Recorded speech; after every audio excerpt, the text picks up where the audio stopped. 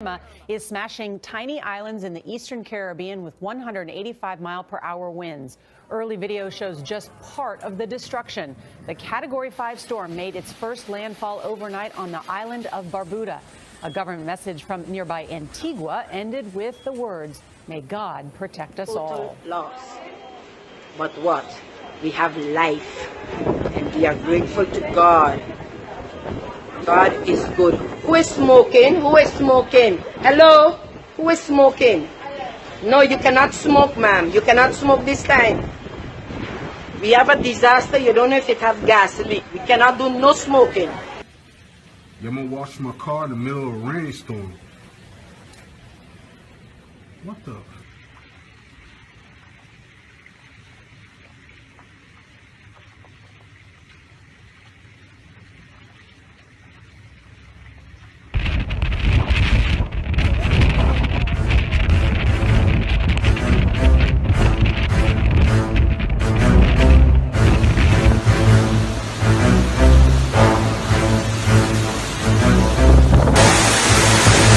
So the rain has just started. I don't know if you can make it out, but this is a lot of rain.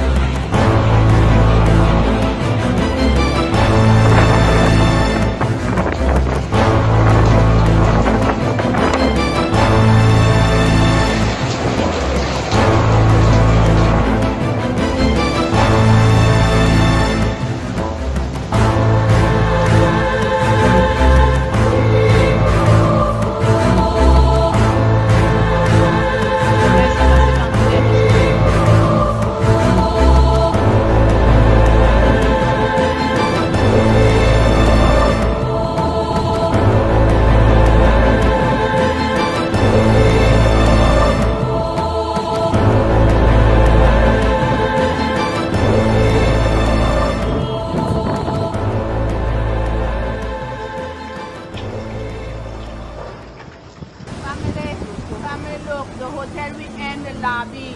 Look at the lobby, a big plaza, no food. Look at the lobby. It's sick inside here.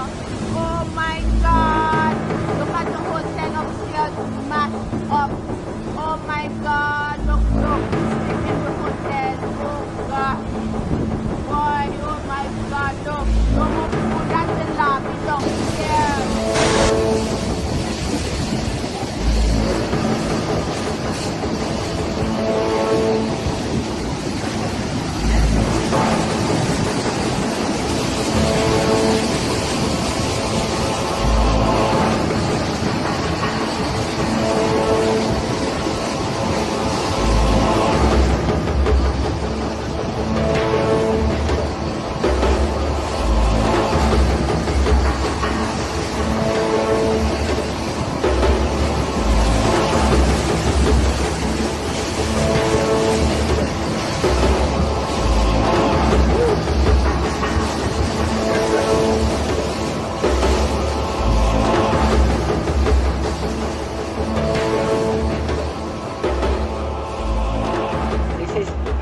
Hurricane Irma. This is what it did for us, to us.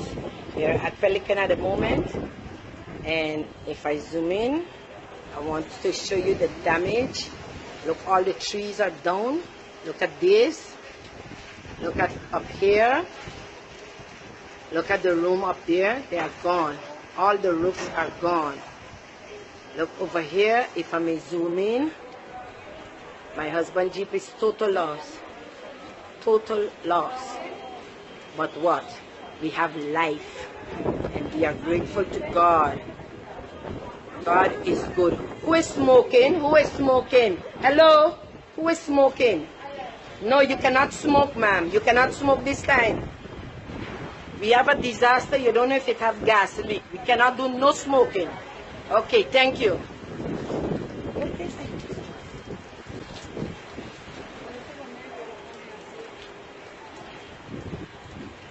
Why you be with a newspaper? Look at this. Look at this. You know how this get here? This is by the entrance of the security. Look here. This. Show me off. Tyrone. Oh, that's too low. I wanted you to take a thing, but it's okay. This is gone, boy. This is it. God, that's not protected. God is your FM. God is your FM. God is your FM.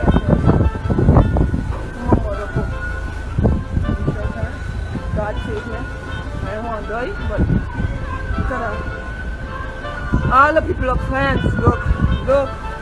Stars under that.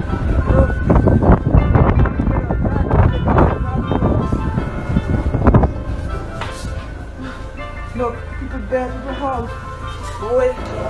Son maison, faut faire là, Emilio. C'est bien, je vais rester là. Le papa fond. Le papa. Fais de l'eau. Restez là, bébé, restez là. Restez là, bébé, restez là.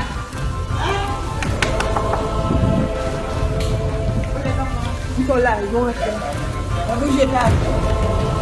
C'est bon?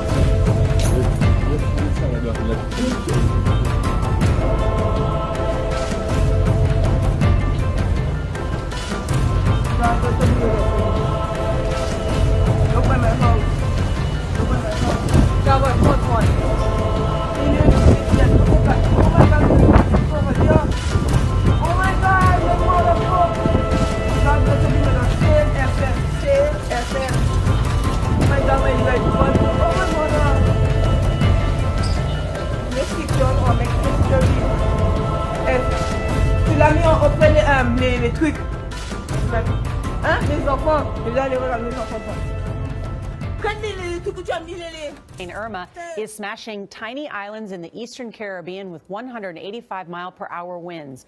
Early video shows just part of the destruction. The Category 5 storm made its first landfall overnight on the island of Barbuda. A government message from nearby Antigua ended with the words, "May God protect us all." Irma is the most powerful Atlantic hurricane ever measured outside the Caribbean or the Gulf of Mexico. It's expected to pound the Virgin Islands, Puerto Rico, the Dominican Republic, and Haiti during the next 48 hours. Those islands could see more than a foot of rain and storm surges up to 20 feet high. Our correspondents are in the Caribbean and Florida, where Irma is expected by Sunday. We begin with Tony DeCopel in San Juan, Puerto Rico, which is bracing for landfall in just a few hours. Tony, good morning. Good morning. That wall of clouds behind me is the first sign of Irma here in Puerto Rico. The winds are already starting to pick up, and later today, within hours, the eye of the storm is expected to be about 50 miles off of this coast, battering the capital of Puerto Rico. Hotels are folding up their operations. Stores in town are boarded up or completely stripped clean of supplies. This hotel is using plywood and sandbags, anything to keep the water out. And the governor warns that this storm could be more dangerous than Hurricane Harvey. Irma slammed the northern Leeward Islands overnight, including Antigua, Barbuda, and St. Martin, bringing powerful winds and coastal flooding. President Trump has declared a state of emergency in Puerto Rico, and forecasters say the island hasn't seen a storm the size of Irma since 1928, when Hurricane Felipe killed nearly 3,000 people. This time, the governor has preemptively opened dozens of shelters, and I can tell you, for the 3.4 million residents of this island, the big concern as the rain starts to fall here is toppled power lines and buildings. The head of the island's power company warned that when Irma comes through here, dark spots could exist on the island for between a week and 6 months, Nora. Wow, that's difficult. Tony DeCopel in Puerto Rico. Hard to ignore what's happening with Irma. I mean, this is now historic in terms of how strong it is. 185-mile-per-hour winds. We've only had 4 other hurricanes in the Atlantic that have reached that strength. You can see them listed here, the strongest of which had winds of 190 miles per hour, and that was Alan back in 1980. So this storm is historic, and it is actually maintaining those 185-mile-per-hour winds this morning. You can see the center right now, the eye, going through the Leeward Islands. Next stop here is the U.S. and British Virgin Islands and Puerto Rico, and that will happen over the course of this day as it moves to the west-northwest. But I got to tell you, Irma's not the only thing happening in the tropics. We have Jose, a tropical storm, and we also have Katia that has just developed this morning, so it is very active. This is typically the peak of the hurricane season, and that is what we're seeing. Good news with Jose, though, even though it does strengthen into a hurricane, it's going to stay out in the Atlantic, and Katia is actually going to loop around and head back into Mexico. So neither one of those two storms appear to be a threat for the U.S. That is not the case with Irma. You can see it is forecast to maintain that Category 5 strength as it goes by just north of Puerto Rico, goes by just north of the Dominican Republic and Haiti, and then it will weaken a little bit. But moving through the Turks and Caicos and the southeast Bahamas is a Category 4 hurricane, going to do a lot of damage. And then look at this now, a decided shift with the track of this here that has just come in with the 5 o'clock advisory from the Hurricane Center. You can see now it does make that turn, now cutting right through the central part of the peninsula. So again, we want you to focus on the cone with some wiggle room, but this has shifted from more encompassing the eastern Gulf of Mexico to now shifting a little bit farther eastward here, and that has to do with our computer models that did produce that shift overnight as well. You can see a lot of them now focusing on the peninsula or points eastward as this comes up and then eventually will weaken over the southeastern United States. But big concerns this morning for Florida, of course. Now, this is a triple threat with the storm surge, destructive winds, and also flooding rains. And unlike Harvey, this is not going to sit over the same area and dump rainfall, but the storm surge, as this comes through the Turks and Caicos and the southeastern Bahamas, could reach 15 to 20 feet. And that's the case wherever the center goes by to the west. So that'll be a concern for the eastern part of the Florida Peninsula as well. So there you see the track on Jose. There's only been one hurricane in recorded history in the Atlantic that has been stronger. 1980, it was Alan, and it was only 5 miles per hour stronger. If we continue to see this eye wall around Irma strengthen with convective activity, if it surrounds that eye, we'll easily probably max out where Alan was. But we've got big concerns here. I mean, this is a buzzsaw heading toward the northern islands of the Lesser Antilles. And this is going to really decimate some of the islands. Not just some of the more fortified buildings, but across many islands, the loss of electricity, power, communications, maybe water. We've got the warning still in effect for Anguilla, St. Kitts, Nevis, Antigua, Barbuda. Then also in place today with warnings, British and U.S. Virgin Islands and Puerto Rico. Their conditions will start to deteriorate tomorrow. You can see the wind flow. This model, a little different than others, slides it toward the Turks and Caicos, where they're looking at a possible storm surge up to 15, 20, even maybe 25 feet in a few locations, and that includes southeast Bahama Islands. This would be a good time, I think, to show you the radar. This is out of Martinique and Guadeloupe. You can see the eye. This is about 23 miles in diameter. This is going to swallow Barbuda and Anguilla. Most likely, those islands will get inside the eye. Now, the winds are going to be light when that happens, but they've got to put up with the ferocious winds, not just on entry, but on exit. So as we continue to look along, and I want to point out, this is Jose. Jose could be a hurricane soon. I don't think it's going to move in the same direction. A fish storm, let's hope, out in, of course, the open waters. The National Hurricane Forecast has this, and this is staggering, Wolf. A catastrophic hurricane is Category 4 or 5, and it continues as a Category 5 and then 4 closer to the U.S. mainland. It is almost impossible, really, for storms of this magnitude to continue to have this kind of strength for this period of time. It's like taking a top and spinning it on your kitchen table. That vertical centrifugal force can only withstand that for so long before it starts to wobble. That's what this will do. When it wobbles, it goes through a reorganization process. It's called an eye wall replacement cycle. It takes about 10 to 12 hours. We'll probably see that happen 2, maybe 3 times. But because it's in extremely warm water and getting into warmer water, that strength, yep, we can understand that now with the models. They continue to be in extremely good agreement. The environment, there is no dry air, there is no wind to shear it apart. Last month and the month before, we had Saharan dust, so it kept activity low. Sometime on Saturday, we expect to turn to the right, picked the system up to the north. We were hoping for a small window that sooner than later it would get picked up, possibly slide past the Outer Banks into the open Atlantic. That window is pretty much shutting down. We cannot disregard the possibility of that momentum carrying it into the Gulf of Mexico. Let me show you a couple models here. First of all, this is rainfall. This will give you a good idea that that center most likely will stay over open waters.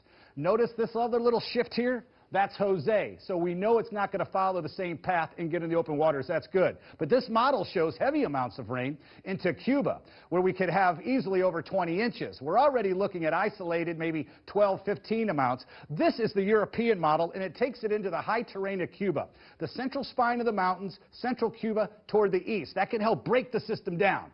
But that water is extremely warm in that 90 miles between Cuba and the U.S. Look where it places it. Now, we're going to watch this and going to kind of compare it to the U.S. model. Woof. The agreement with these two systems really is amazing. But the farther out you go in time, even if you're projecting rainfall in your own neighborhood by next Monday, there's going to be some differences. But there's not much. The American model brings it closer to the Bahamas and the east coast of Florida. If we show both of these models back to back, because one goes to the east coast, one to the west coast, here they are. The U.S. model, the GFS in red, the European, which, by the way, Wolf, last Thursday, the European placed it right here as well. So there's been no difference. Let's take it into time till September 11th.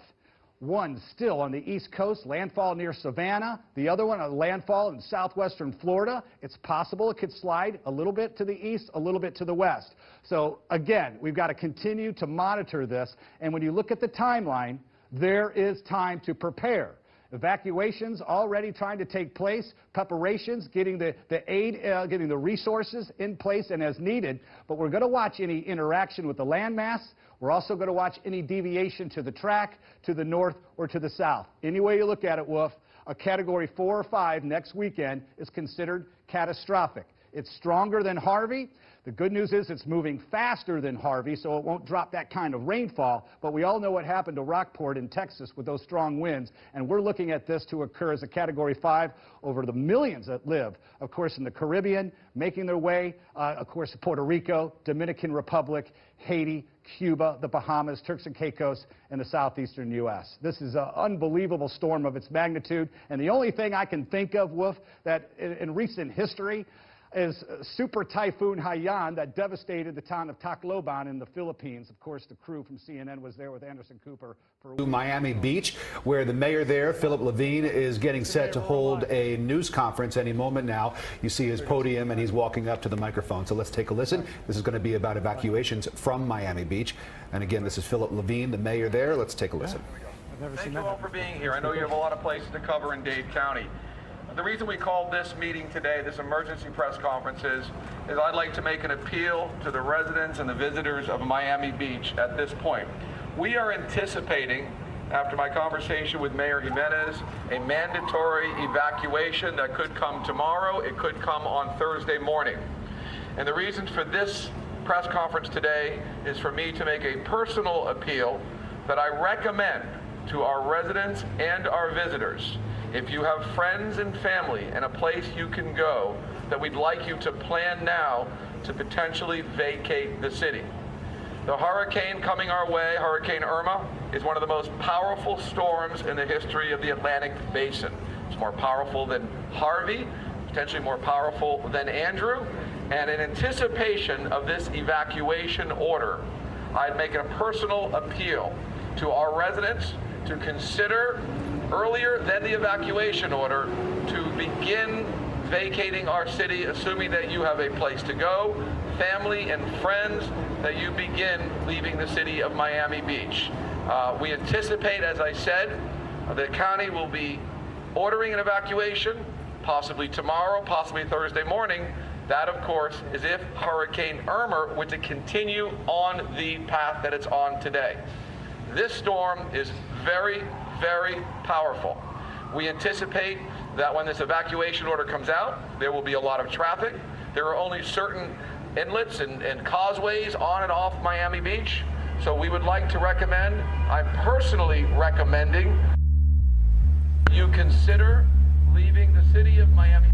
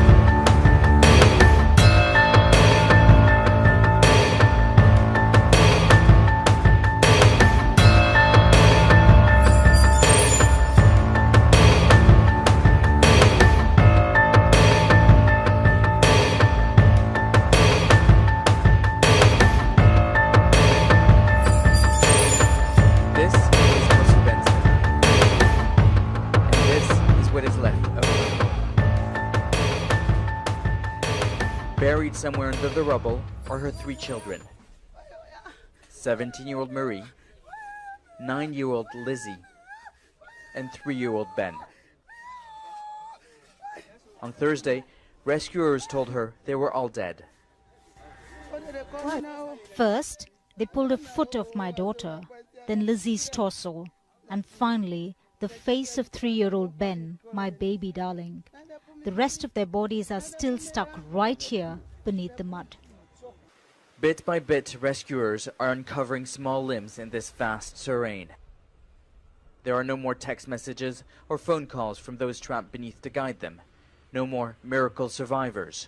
Almost a week after the landslide, the stench of human remains now hangs over the rubble. Sierra Leone's president offered these words to grieving citizens. Let me extend profound condolences to the bereaved families. This is not a tragedy for you alone. It is a tragedy for every Sierra Leonean, because the people who have perished in this disaster are our compatriots. Initial Red Cross estimates say as many as 3,000 people have been left homeless. The UN says it's assessing the damage and preparing a response. Mount Sugarloaf sits above Freetown. When you go there, you'll be struck by how all the houses are built in sort of a terrain that goes uphill, and it's the most beautiful sight in the sunshine. But because of the torrential rains that Sierra Leone has been having, the Mount Sugarloaf simply gave way and carried with it all the earth early on Monday morning when people would have been asleep. At the moment, Abubakar Tarawali, the communications guy for the Red Cross in Freetown, is telling us that they have now recovered more than 300 bodies. And it is a fact as well that many of these bodies were dragged down for more than a mile. So rescue efforts are recovering not just bodies, but limbs of people and awful, I'm sorry, so early in the morning, but decapitated people. And the rescue efforts is hampered by the lack of equipment. I spoke to the Red Cross last night. They said they've only got 2 diggers to try and excavate the fallen buildings. And don't forget, the rain is still falling. So even if you are trying to dig people out, the mud will simply suck you down like quicksand. So at the moment, it's very, very important that they get as much help as they can. And we are also learning that the city of Bo, which is Sierra Leone's second city, has also had heavy rain overnight. But luckily for that city, it lies on a far more flat terrain. As the death toll rises, the grim task of recovering the bodies continues. Many of the victims were buried alive as their homes collapsed. One man saved his own life by leaving his building.